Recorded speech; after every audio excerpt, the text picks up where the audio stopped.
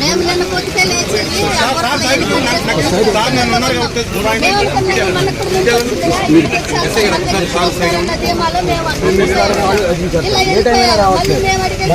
వస్తారమ్మా అన్నారు.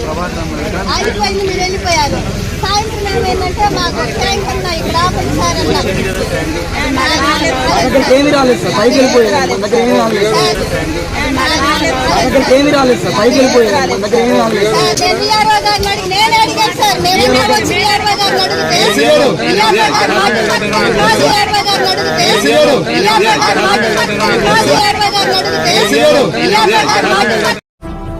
ఇలాంటి మరిన్ని వీడియోస్ కోసం పల్నాడు ప్రజానాడు ఛానల్ ను సబ్స్క్రైబ్ చేసుకోండి, లైక్ చేయండి, షేర్ చేయండి.